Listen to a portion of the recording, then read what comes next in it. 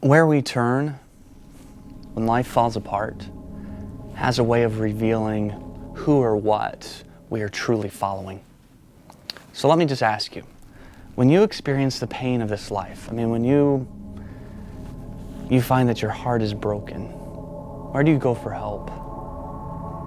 Maybe it's loneliness, or maybe it's disappointment, maybe it's guilt, maybe it's some kind of physical suffering that you're going through. Where do you turn in that moment? It's an honest moment. Maybe it's to a parent or a best friend, and that's good. Maybe it's to the refrigerator. Isn't that why they call it comfort food? What do you do to help you deal with how you feel? Do you bury yourself in schoolwork and music and sports or video games? Or maybe you drink something or smoke something or do something to hurt yourself in some way to make you feel better. But here's what I've discovered, that when life is hard for whatever reason, where we turn has a way of revealing who or what we are really following. When our first response is to turn to anything or anyone other than Jesus, it may reveal that something or someone has replaced him. Something or someone has become more important than him. Imagine it this way. Imagine that a mother visits the school where her kindergarten son attends. And the mother has felt a little bit threatened because her son loves the new teacher and just talks about her constantly. But during the recess, the mother and teacher stand on the playground and they discuss the mother's son's progress, how he's doing in school. And her little boy is on the monkey bars. He's swinging, but he loses his grip and he falls hard. He gets up and he's crying and he runs toward his mom and teacher. Now the little boy loves his teacher, but when he approaches them, to whom will he look for comfort? Well, he wouldn't even have to stop and think. He runs right into his mom's arms.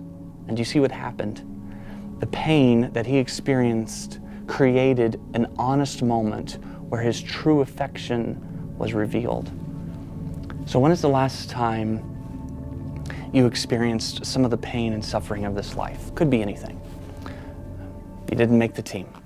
A friend stabbed you in the back, a relationship ended, you found out that you have some health problems, your parents are going through a divorce, maybe it's some kind of physical pain that you're going through. Where did you turn in that moment?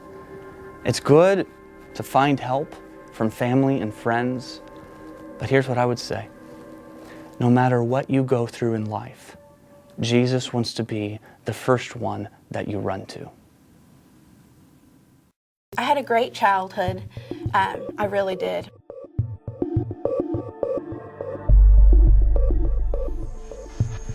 I have the best parents and they love me and they were very forgiving always. I just really had great experiences and I was very happy-go-lucky. I was young. I was 10 to 11 when one of my close friends, I had grown up with her, we started playing Truth or Dare. The dares were bold in the beginning, but a little more innocent. They were, I dare you to take off your top. I dare you to, run around with no shirt on or something like that. And they quickly turned into more sexual dares. And it was more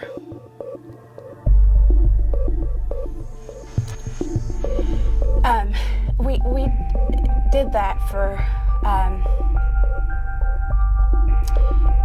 a good half a year, and I can remember just feeling sick to my stomach on a regular basis for a period of time because of the guilt. And I was so ashamed of it. I really felt like I wanted to die.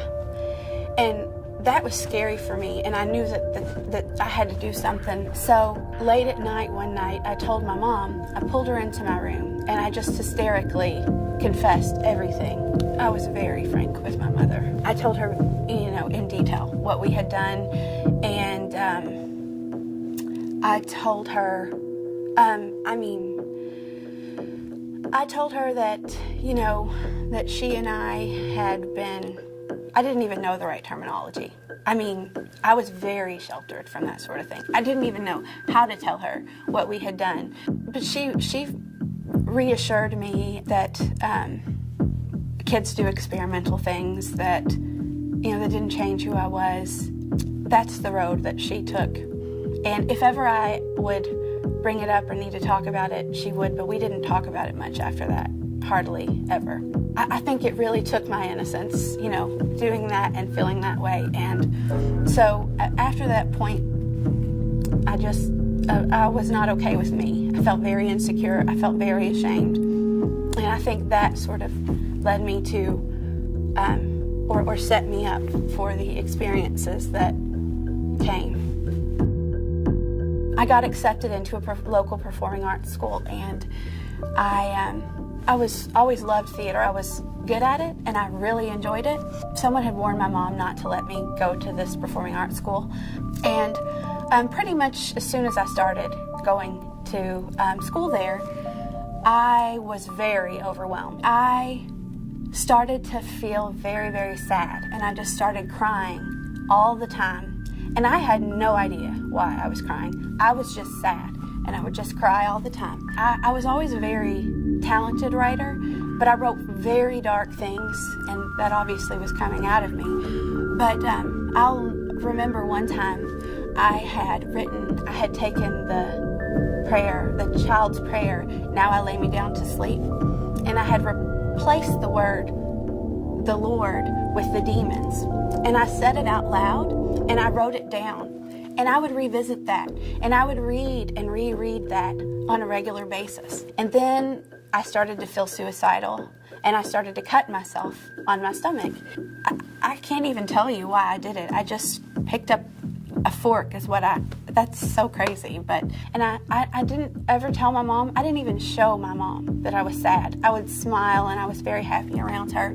And that was sort of because I guess I thought my mom would judge me. But then there was this teacher at my school that I felt a strong attachment to.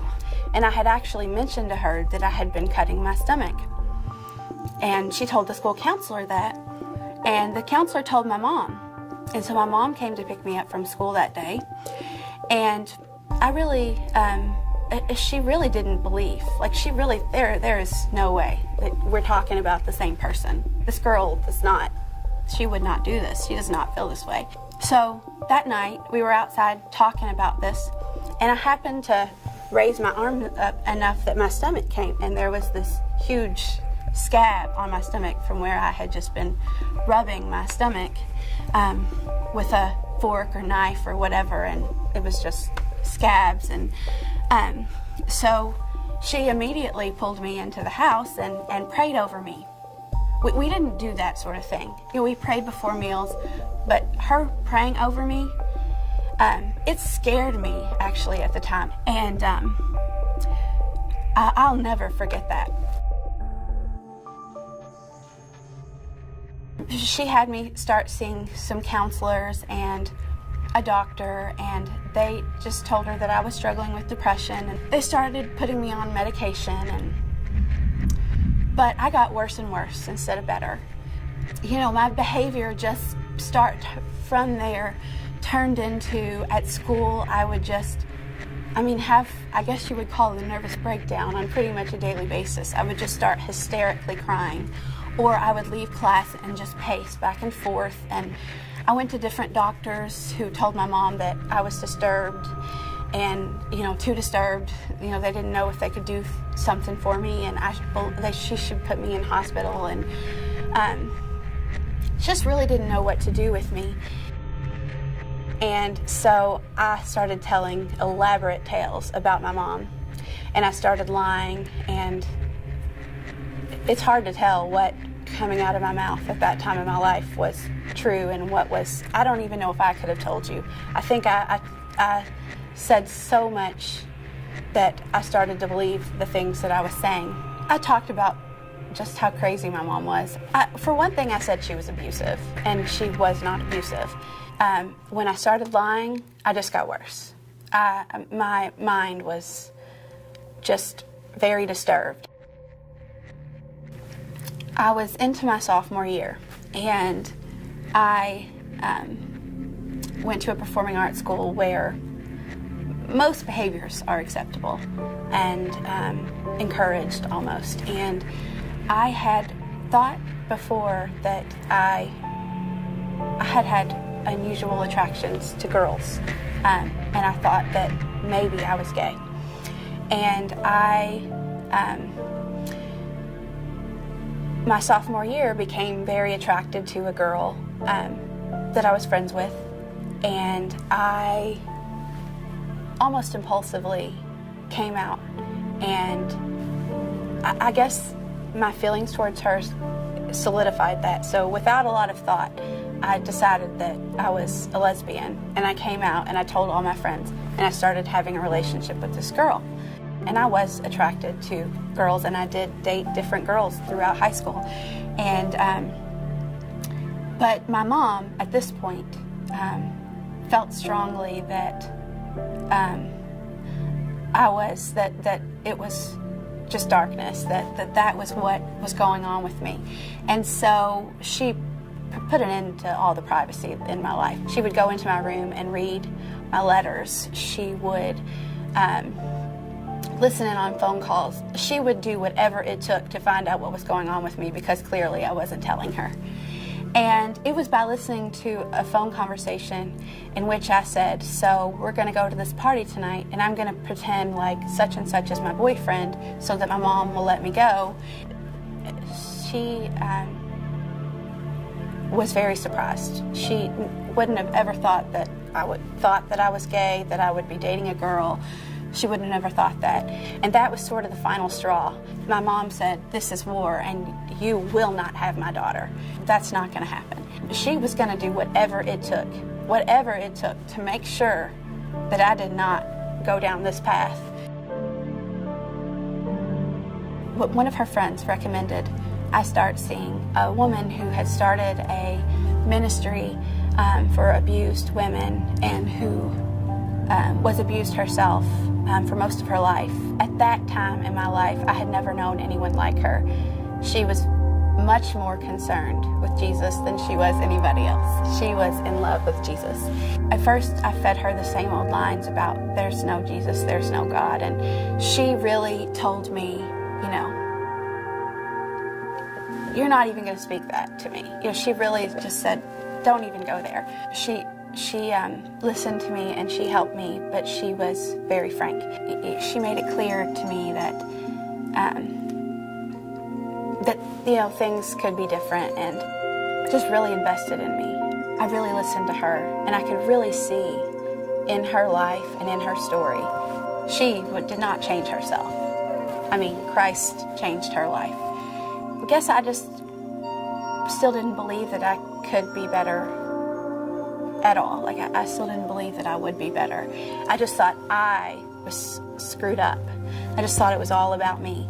And I never, at that time, would have believed anything other than that. I thought there was something wrong with me. And she really felt confidently that I was under attack. And we were having a conversation, and just out of nowhere, absolutely out of nowhere, she called out a demon in Jesus' name to leave this child. And I felt in my stomach just sickness. And it was uncomfortable for me. And that was the only time that ever happened. But I really think that, you know, I was absolutely consumed with darkness. I think I really started to get better at that point. I was going to church on my own in the evenings regularly, and I started to feel like that Jesus was reaching out to me, and that I really needed to accept him this time. And I was laying in bed. I felt a very strong conviction, and I just started crying. And I just cried and cried and cried and cried. And I just told God how sorry that I was, that my life had gone where it had gone, and that I had left him, and that I knew I was wrong. And I just asked if he could please forgive me. And I really accepted Jesus into my life at that point.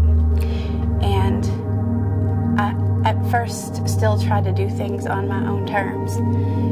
And I tried to change, but I just realized it was pointless because the Holy Spirit does it in His time.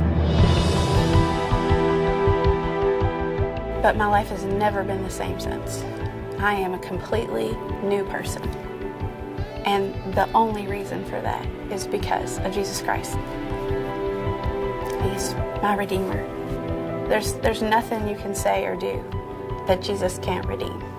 He just really rescued me. I mean, my mind is so free and so clear, and I struggle with things, but it's a different kind of struggle because my hope is in Him, and I didn't have that before. It's so much better.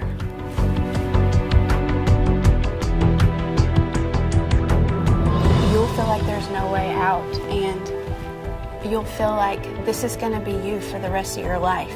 You're always going to be miserable. You're always going to feel like you're bad, like you don't fit in, like you're not worthy. You can never do it by yourself.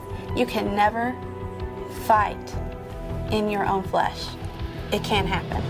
You cry out for Jesus to come to you, and He will, because Jesus, He wants to help you, and He will help you.